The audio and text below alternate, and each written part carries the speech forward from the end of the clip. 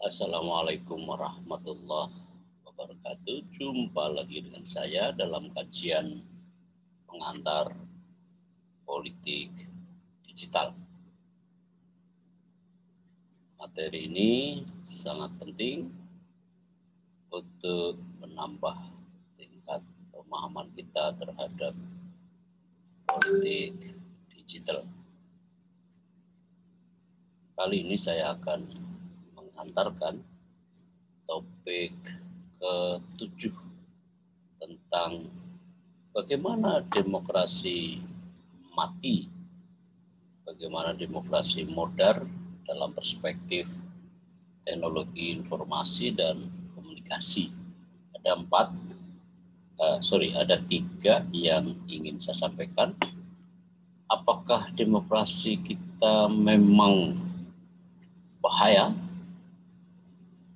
Kedua adalah antara political elites versus digital citizenry. Dan yang ketiga adalah oligarki di bidang media digital. Kita yang pertama dulu. Apakah kondisi demokrasi kita dewasa ini begitu buruk? Kalau demikian, mengapa? Apa penyebabnya dan bagaimana peran ICT? Saya suka terbalik ya, yang benar adalah ICT bukan ITC, tapi ya jika itu ada kebolak-balik maafkanlah ya. Maksudnya adalah ICT. Ada buku dari Levitsky and Ziblatt ya, yang terbit tahun 2018 mengupas kemunduran demokrasi kurang lebih pada era ICT ini. Ini buku yang pernah viral karena dipegang sambil dibaca oleh seorang gubernur yang gubernurnya itu agak khas dalam relasinya dengan penguasa. Dalam kekuasaan, struktur kekuasaan yang lebih tinggi dan kelindannya macam-macam. Tapi sebenarnya biasa saja, hanya orang yang tidak siap saja yang pada akhirnya menganggap itu sebagai sesuatu gitu. Dalam kata sesuatu sebenarnya juga relatif gitu. Tapi saya tidak sedang membicarakan, ingin mengaitkan soal itu dengan relasi di antara seorang gubernur dan mereka yang mempersepsi tidak produktif terhadap yang bersangkutan. Nah, mengupas kemunduran demokrasi. Ini buku yang sangat penting, yang layak baca untuk Anda, untuk memahami betapa demokrasi kita sepertinya dalam gambaran yang disampaikan oleh penulisnya di dalam buku menarik ini. Saudara, tradisi demokrasi Amerika memiliki akar sosial yang kuat. Masyarakat Amerika bangga dengan tradisi tersebut sejalan dengan liberalisme dan kapitalisme. Ya, belakangan kebanggaan ini memperoleh tantangan terberatnya, terutama sejak terpilihnya Presiden Donald Trump pada tahun 2016. Kebetulan saya berada di Amerika berkat undangan oleh IFES ya, organisasi nirlaba yang berbasis di Washington, yang juga punya kantor perwakilannya di Indonesia, di Jakarta. Saya tentu tidak sendiri, tapi berkat bersama sejumlah anggota KPU, anggota Bawaslu dan DKPP. Nah, publik Amerika Serikat kini terbiasa menyaksikan pemandangan bahwa para politisi memperlakukan rivalnya sebagai musuh. Di antara mereka juga saling mengintimidasi pers yang semula bebas dan mengancam untuk menolak terhadap hasil pemilu jika tentu tidak memenangkan dirinya. Ini juga terjadi pada putaran berikutnya setelah petahana Trump mencalonkan diri dan dinyatakan kalah dalam pemilu Pilpres di 2020 yang memenangkan Joe Biden.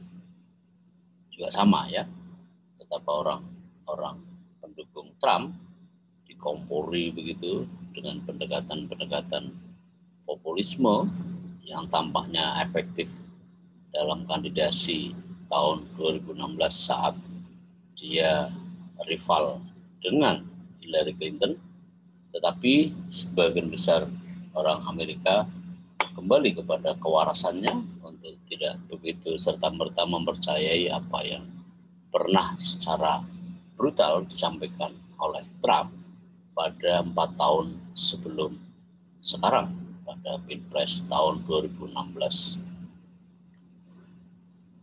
Para pemimpin hasil pemilu demokratis terus-menerus merorong institusi-institusi demokrasi. Problem Amerika ini kemudian ditarik kemana-mana dan kelak akan menjadi masalah yang dalam penilaian para ilmuwan menjadi masalah yang cukup pelik. Tapi pemantiknya memang Presiden Trump. Bukti-buktinya adalah mereka itu mengabaikan hasil-hasil kerja dari lembaga demokrasi. Ya, mereka mengabaikan. Lebih banyak mendengarkan apa isi kepala mereka. Mengabaikan atau bahkan menabrak aturan main demokrasi dan menggantikannya dengan keyakinan masing-masing. Keyakinan yang kurang lebih sebagaimana materi sebelum sekarang di bab 6, ya, semacam post-truth. Melemahkan institusi-institusi pelindung demokrasi seperti pengadilan, badan intelijen, instansi penegak hukum, penegak etika publik, dikangkangi saja itu, terutama oleh Donald Trump.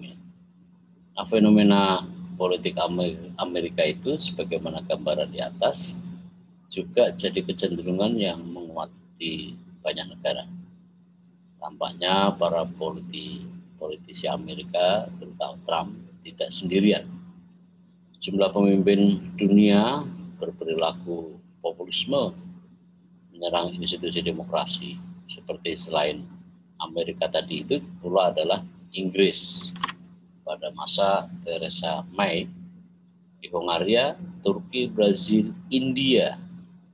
Di India seperti populisme berbasis agama, mengadu-adu masyarakat lugu atas nama agama di India, lalu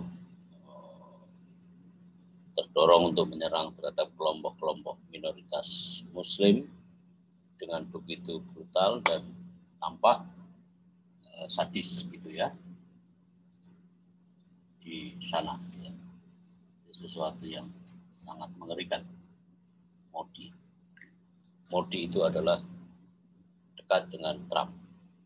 Dalam suatu kunjungan ke India, dia begitu disambut heboh oleh koleganya Modi. Untuk kali pertama dalam sejarah Amerika, seseorang yang tidak berpengalaman dalam politik, di dalam pemerintahan, di dalam jabatan publik, tanpa komitmen apapun terhadap hak-hak konstitusional, berkecenderungan otoriter yang terang, terpilih sebagai presiden, di negeri yang berabad-abad lampau jadi contoh demokrasi yang terpraktekkan. Di sini terlihat bahwa Amerika Serikat yang berabad-abad jadi kiblat, bagaimana demokrasi dipraktekkan itu tiba-tiba menampilkan citra buruknya dalam berdemokrasi.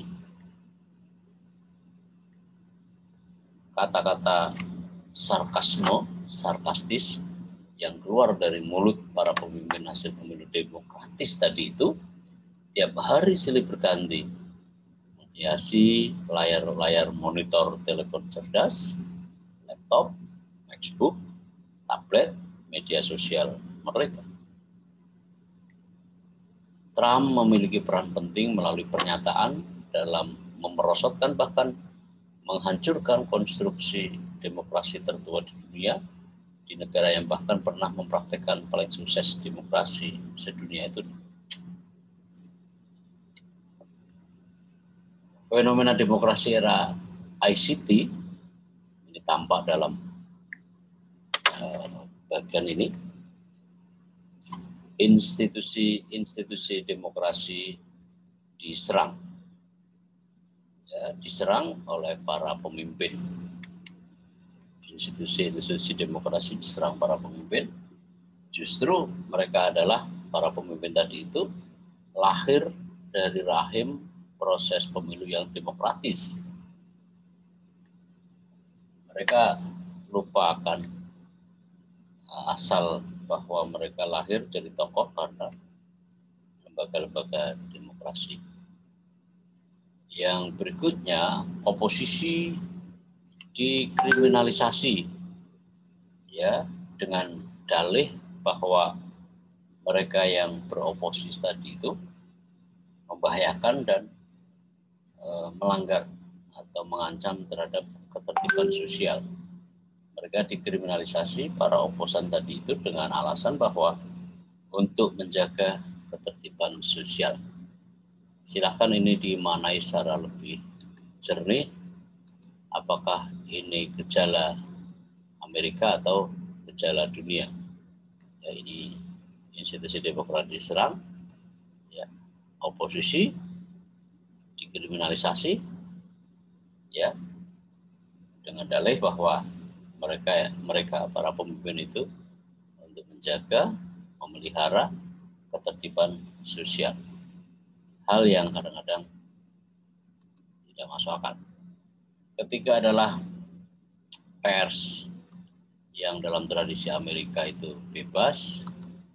Untuk kali pertama kemudian ya diserang begitu rupa, begitu parah gitu ya, begitu buruk ya.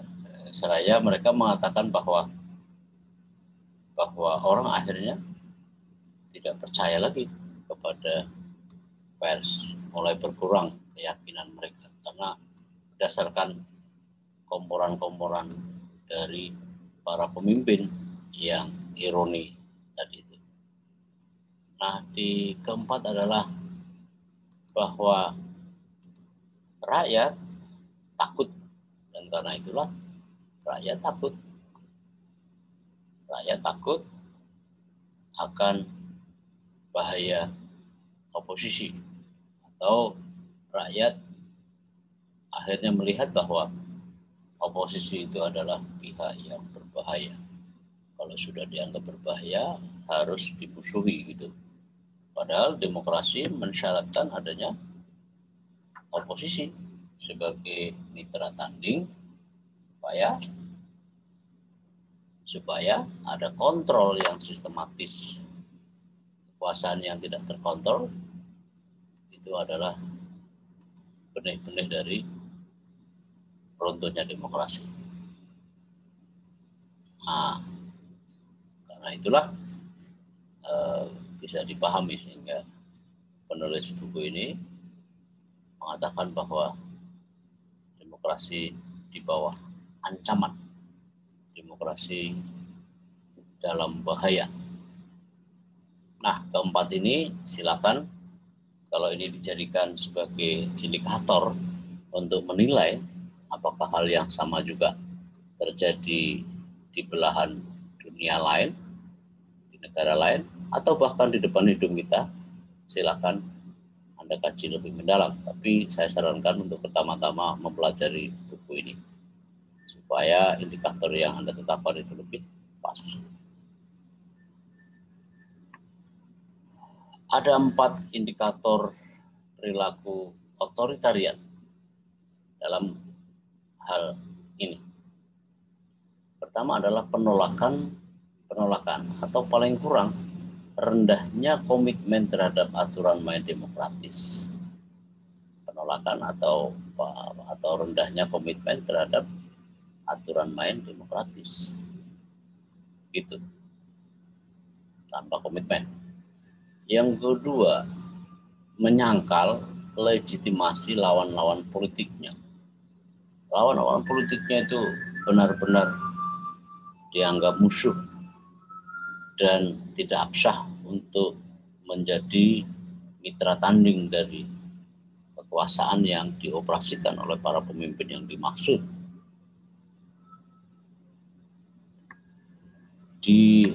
Dikonstruksi dalam gambarannya itu. Yang ketiga, mereka itu toleran atau bahkan penganjuran terhadap kekerasan. Tidak hanya toleran, ya, memaafkan adanya kekerasan, tapi kadang-kadang menganjurkan bagi seorang pemimpin yang ketika ada masalah, sedangkan masalah itu juga menyangkut kewenangannya sebagai pelindung dari rakyat, ketika menoleransi atau apalagi menganjurkan, itu sudah tidak benar. Gitu. Yang keempat, ya sebut saja bahwa mereka itu memiliki kesediaan untuk membatasi kebebasan sipil dari lawan-lawan politiknya tadi, termasuk kalangan media. Dalam cerita Amerika, sampai koran The Washington Post ya mengubah tagline dia. Tagline-nya itu sangat menarik karena memang dalam setiap hari mereka itu seperti dimusuhi ya oleh Donald Trump, ya sehingga ya itu agak kacau gitu, dan mereka kemudian bahkan semacam dimusuhi lah gitu ya, saat misalnya Washington Post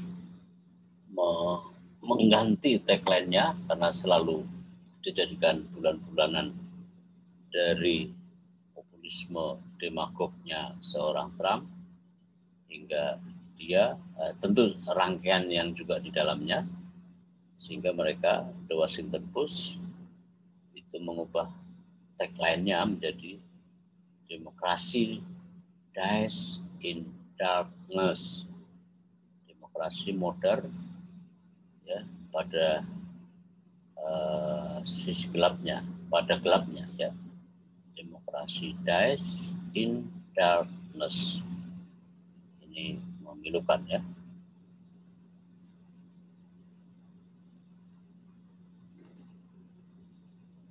Nah,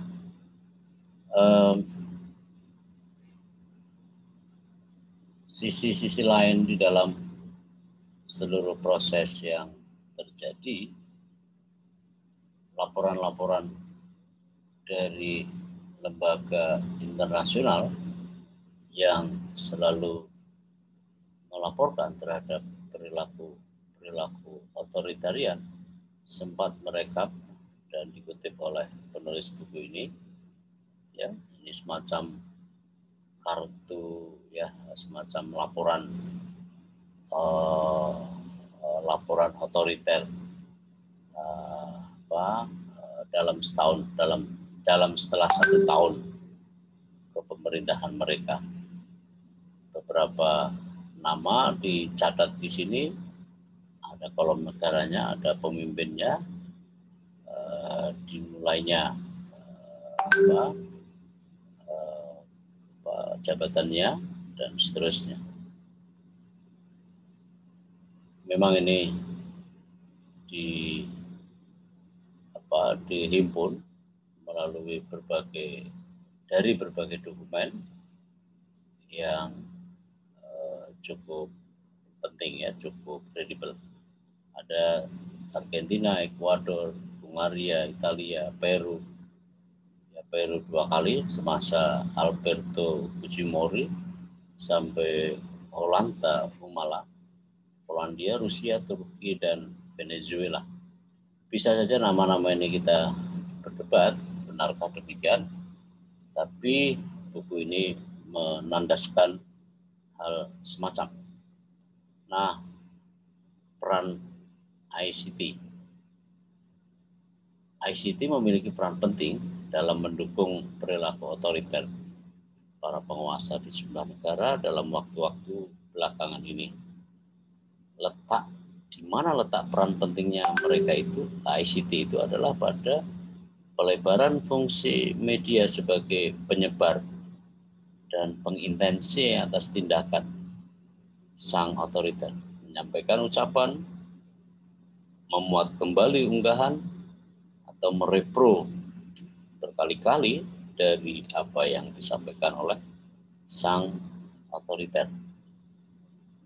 Responsi sang otoriter dalam menjawab para pengkritiknya justru menstimuli resonansi negatif sehingga makin meluaskan kemungkinan sarkasme dan tindakan negatif lainnya dari sang otoriter.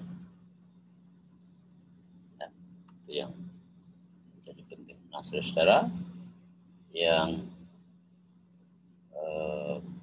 menarik ini ada kasus antara elit politik dan kewargaan digital, ya. Nah, media massa pernah memainkan peran yang sangat penting di Indonesia. Selain sebagai kontrol terhadap kekuasaan, pers di Indonesia juga pernah membuktikan menjadi alternatif untuk memperoleh informasi yang berimbang dan bernilai pendidikan politik yang baik dan mencerdaskan. Buku ini ditulis oleh McCoy, mengupas bagaimana sejarah peranan media massa di Indonesia dalam mengarungi, menggapai, mempertahankan nilai demokrasi pada masa transisi kekuasaan dari Orde Baru ke Orde pasca Orde Baru yang kita kenal sebagai Orde Reformasi. Penulis mengeksplorasi bagaimana negara-negara yang baru merdeka itu mendemokratisasi dirinya sehingga dapat menghindari kembali ke solusi otoriter dalam menanggapi masalah yang menakutkan yang dibawa oleh perubahan yang mendadak. Banyak ilmuwan seperti Donald Schremeters, termasuk diperkuat oleh McCoy ini, yang mengatakan bahwa transisi dari otoritarian ke demokratis itu belum tentu akan balik lagi ke demokratis, menuju pada demokrasi. Bisa juga kembali ke otoriter. Nah, ketika institusi-institusi yang diandalkan tidak bekerja secara maksimal. Satu di antaranya adalah pers. Sedangkan pers di Indonesia pernah memiliki peran yang sangat signifikan dalam mendemokratiskan seperti itu, ketika kekuasaan di waktu-waktu tertentu bahkan tunduk pada apa yang dimuat, apa yang disiarkan oleh pers. Ya, transisi bermasalah yang telah menggagalkan demokratisasi di sejumlah negara di dunia membuat masalah ini menjadi perhatian utama para sarjana dan warga negara. Nah, McCoy itu menunjukkan bahwa dalam kasus Indonesia, media massa cukup berhasil oleh karena dia tumbuh dan berkembang secara bebas, kendati pun tetap bertanggung jawab. Kajian tentang transisi Indonesia dari otoriter menjadi sorotan menyoroti kerapuhan tidak hanya transisi demokrasi tapi juga demokratis itu sendiri, dan menemukan bahwa ketahanan demokratisasi bergantung sampai pada batas yang mengejutkan oleh karena peran media, terutama ketika media mengangkat isu-isu skandal politik dan konflik di kalangan elit politik. Secara luas, buku ini meneliti bagaimana penggunaan kebebasan baru oleh media dapat membantu menangkal kemerosotan dalam pseudo-demokrasi, demokrasi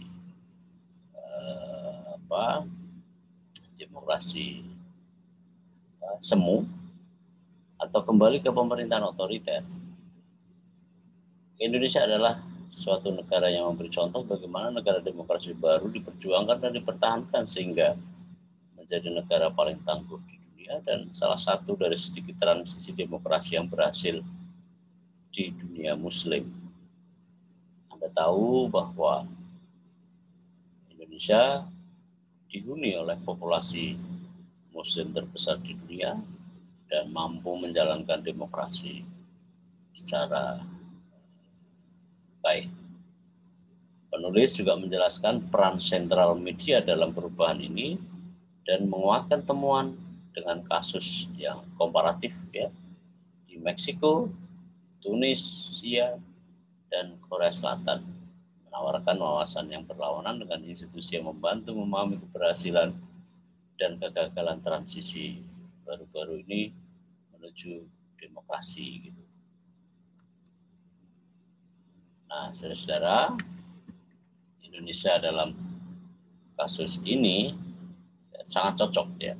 Kasus Indonesia terkait dengan ini sangat cocok ya untuk menyelidiki bagaimana media digital memengaruhi dalam hubungannya dengan kekuasaan.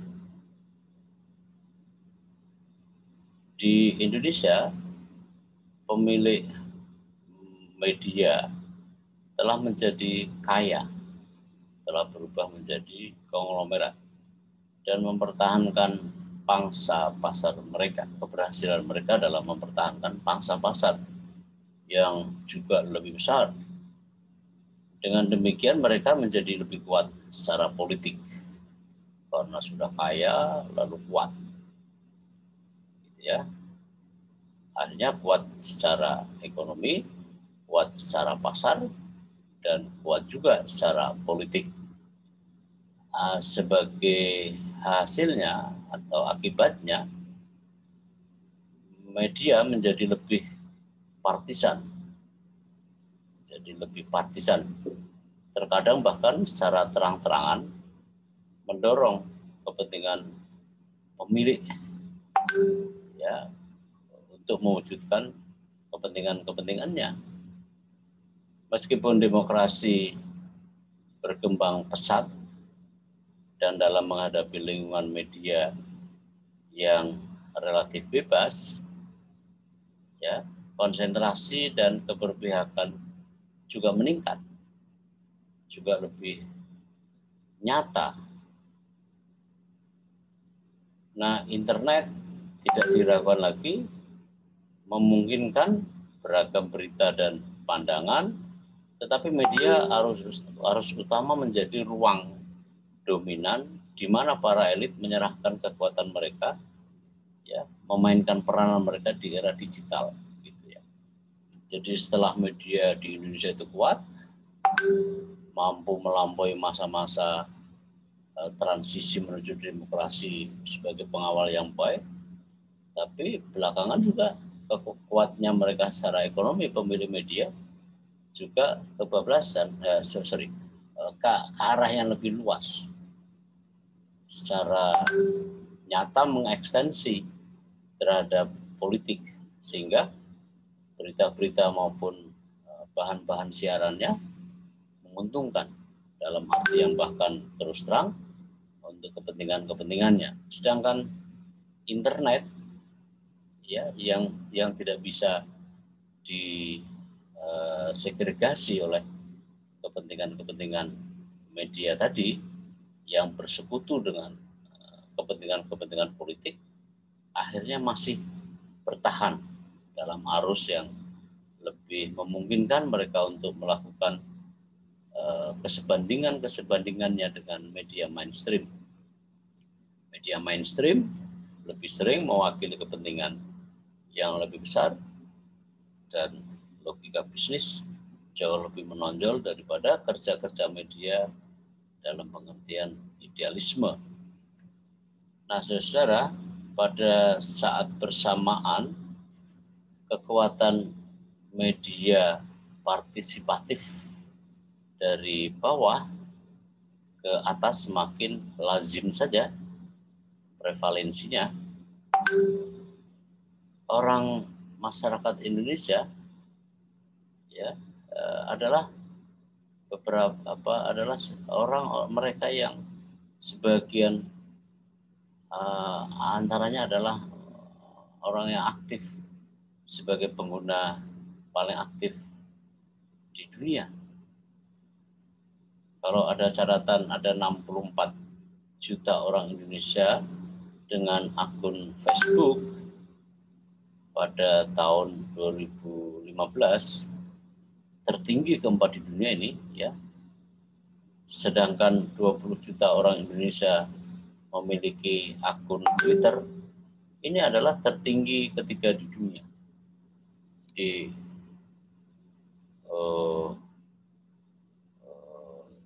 Facebook tertinggi keempat di dunia, sedangkan Twitter, pengguna Twitter di Indonesia ketiga di dunia. Angkanya cukup fantastis, ada hingga bahkan 64 juta dan 20 juta. Nah, digitalisasi yang berkembang sekarang ini memungkinkan penggunaan platform media partisipatif yang lebih luas, memungkinkan warga negara untuk secara individu dan kolektif merumuskan, menata dan mendistribusikan pesan-pesan mereka. Mereka adalah kaum reformis gitu. Dan banyak dari pesan-pesan yang disampaikannya itu menantang terhadap kekuatan elit. Itu yang diceritakan oleh McCoy dalam buku ini dan memang benar adanya. Kalau ikuti perkembangan media, peranan media sejak terutama reformasi, memang gambarannya sangat tepat di bagian ini. Nah, saudara, gejala lain adalah makin meningkatnya perbedaan kepentingan antara elit dengan kewargaan digital. Ini agak dramatis karena memang diam-diam ada terjadi persaingan dalam mengisi pengaruh antara kelompok elit dengan kemampuan warga untuk menandingi dominasi mereka. Pemanfaatan ICT di Indonesia telah demikian maju, bahkan pada dewasa ini telah meningkatkan perbedaan kepentingan antara elit, politik, dan warga digital. Perkembangan media berbasis ICT di Indonesia telah pada transformasi yang cepat dalam industri media, dan tentu saja media menjadi ruang sentral kontestasi antara pemilik media dan warga biasa. Jadi tarik ulur kepentingan antara media, terutama media mainstream, dengan media biasa, dengan warga biasa. Itu hal yang sangat menarik sebenarnya. Nah, pada saat yang bersamaan, ya, platform media digital digunakan oleh warga untuk tujuan pembebasan. Tetapi digital teknologi teknologi digital di Indonesia tadi itu memiliki atau mengarah pada dua petunjuk, dua kecenderungan arah. Pertama, di satu sisi platform media, ya, di satu sisi digitalisasi memungkinkan adanya oligarki, ya, oligarki untuk mengendalikan, ya, politik utama dan media. Itu gejala yang terjadi. Tapi di saat yang bersamaan, di sisi yang lain, platform media digital digunakan oleh warga untuk tujuan aktivis dan pembebasan. Sedangkan warga biasa dapat menantang gitu ya, mengimbangi gitu ya struktur kekuasaan elit melalui penggunaan media digital yang efektif.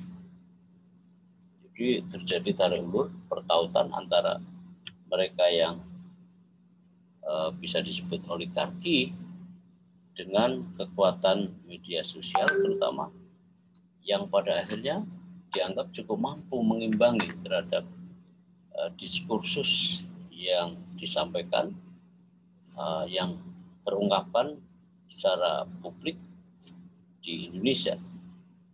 Itu yang sangat menarik dan pada akhirnya memang sedang fenomenanya juga masih terjadi di Indonesia sampai dewasa ini. Nah, saudara, tujuan yang berbeda, ya, ketidaksinkronan tadi itu ialah antara oligarki yang memiliki infrastruktur komunikasi dan perusahaan media berseberangan dengan netizen yang merupakan campuran, ya, media alternatif bagi orang-orang lain di Indonesia yang memiliki akses reguler ke internet. Jadi media internet itu dipenetrasi sebagai cara untuk mengimbangi terhadap kekuatan konglomerasi berbau oligark dalam struktur media yang berkelindan dalam struktur kekuasaan. Nah, kelompok-kelompok inilah yang otonom politiknya paling ditingkatkan oleh digitalisasi gitu ya. Dan kelompok-kelompok inilah yang memanfaatkan juga teknologi baru untuk melakukan lobby-lobby kekuatan dalam mengendalikan masyarakat Indonesia. Kelompok-kelompok yang diberdayakan ini akan berdampak luas dan jauh gitu ya capaiannya, dan budaya Indonesia tentu saja berikut di tahun-tahun yang kemudian, ya. Nah, mengapa media di Indonesia? Ada apa? Ya. Ada apa?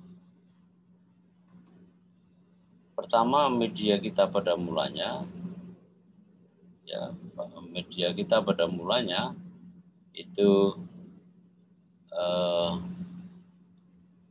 medium and the message. Ya, ini sejarah kenapa terbentuk dia komposisi sebagaimana gambaran yang telah saya jelaskan di bagian kiri ini. Memang the medium and the message itu hal yang lumrah. Itu kondisi normal dimanapun. Tapi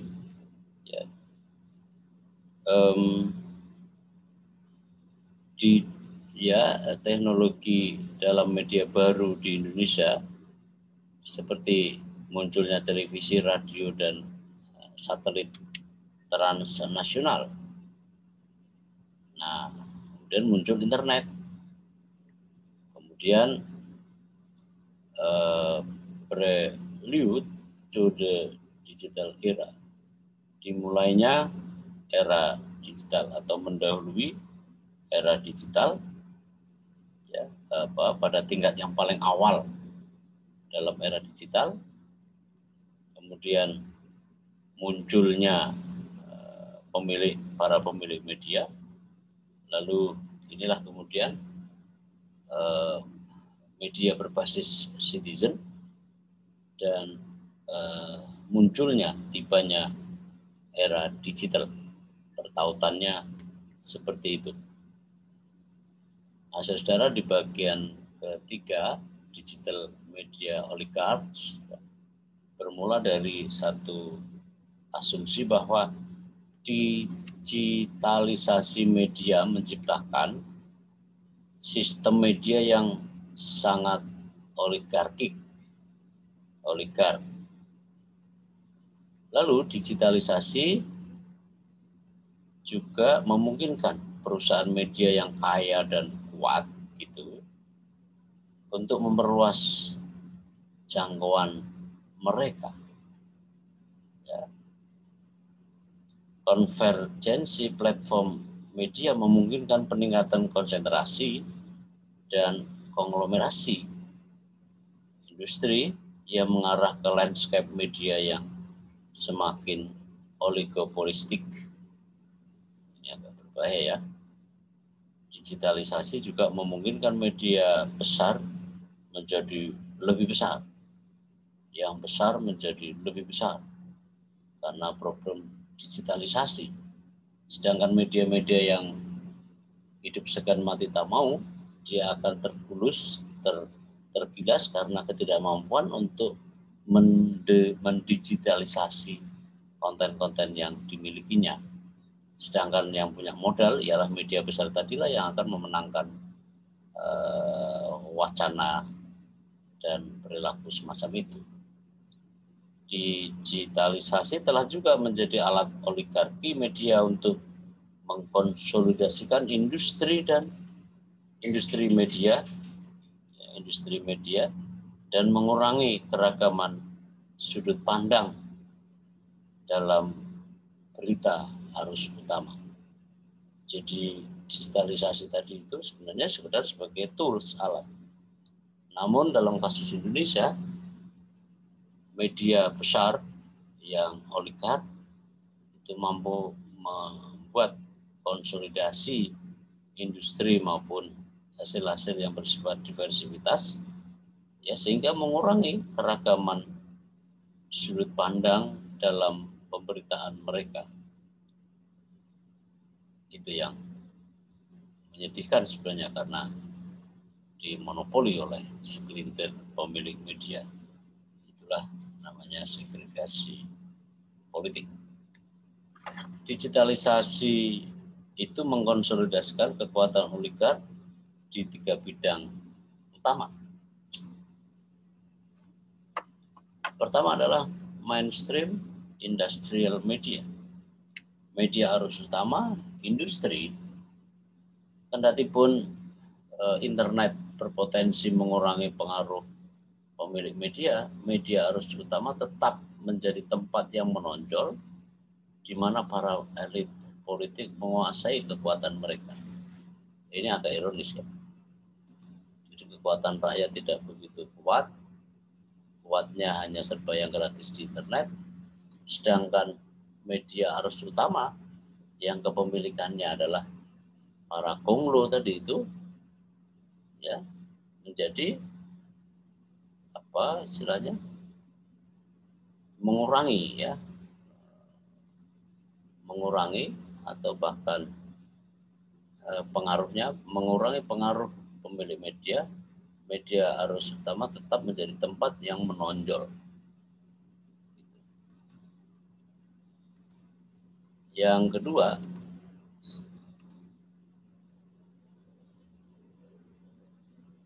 kekayaan elit dan pengaruh politiknya itu juga memiliki dimensi yang sangat kuat, sehingga pemilik media menjadi lebih kaya dan berkuasa secara politik di era digital ini. Ini yang agak memilukan ya. Nah, bisnis dan kapital. Digitalisasi memungkinkan konglomerat media itu dengan bisnis online lainnya melihat konsentrasi modal dan bisnis di sekitar ekonomi digital. Jadi ini tampaknya agak serius ya, karena memang ya ini selfish gitu ya. Apalagi kalau sudah bersentuhan dengan bisnis dan kapital, sudah semakin mensegregasi ruang publik demi mengarah pada pengaruh-pengaruh personal. Pengaruh-pengaruh sebagaimana yang diinginkan, mungkin juga yang diagendakan oleh para pemilik konglomerasi media di Indonesia, yang lebih banyak bercokol pada media arus utama, sedangkan keberpihakannya kepada rakyat itu lebih minim ya, jika saya tidak menyebutnya sebagai tidak ada, rasanya seperti itu gitu. Nah, saudara, kita masuk ke pemberdayaan keluargaan dalam, jadi keberdayaannya dari media citizen itu melalui 3 jalan. Ini semacam langkah dari kelompok-kelompok masyarakat ya dalam kaitannya dengan media. Pertama adalah proses demokratis. Ya. Pertama adalah proses demokratis. Digital media digital mendorong proses kampanye ya, ya, untuk memenangkan pertarungan demi jabatan-jabatan publik daripada intrik elit politik ya, daripada intrik politik elit yang memungkinkan transparansi hasil pemilu yang lebih besar. Itu yang pertama. Yang berikutnya yang perlu juga saudara ketahui bahwa media dalam kaitan dengan ini juga memiliki pantulan-pantulan yang tidak kecil. Pantulan-pantulan yang bekerja secara simultan dan menjadilah public discourse. Media digital tidak diragukan lagi untuk meningkatkan semakin banyak warga untuk berpartisipasi dalam diskusi, ya, kemudian membentuk konten media, kemudian melakukan lobby mereka supaya didengar kepada para politisi, ya, sesuatu yang menurut saya sangat berani, karena dalam situasi di mana hampir semua media yang dikelola bahkan jadi ownersnya itu juga berada pada kubu yang tidak jauh amat atau bahkan bermain mata dengan sejumlah kalangan. Itu yang digambarkan oleh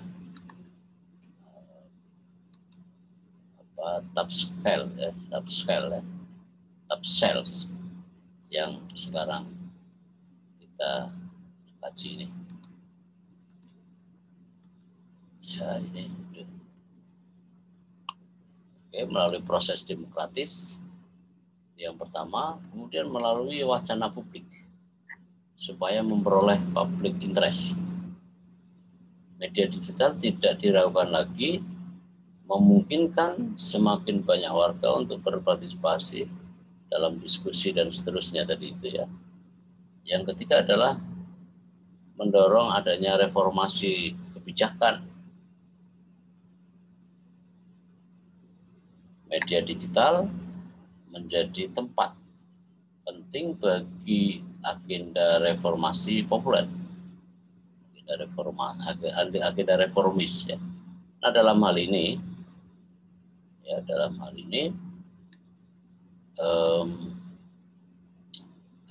warga negara sebagian besar berkisar pada minoritas yang berdaya dari kaum muda, perkotaan, kelas menengah dengan akses internet dan keterampilan digital untuk menjadi pemain sentral dalam hasil-hasil politik untuk tujuan-tujuan politik.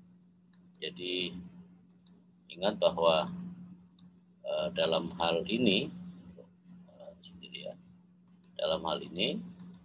media kewargaan media kemudian menampakkan dalam citra satu proses demokratis, wacana publik maupun juga dorongan untuk melakukan reformasi kebijakan.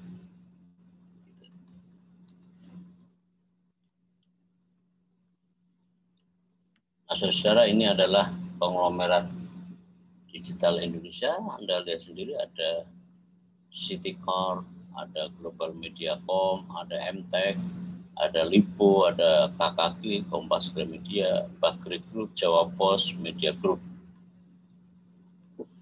Ini nama-nama dari grup mereka, lalu pemiliknya, kepemilikannya siapa, lalu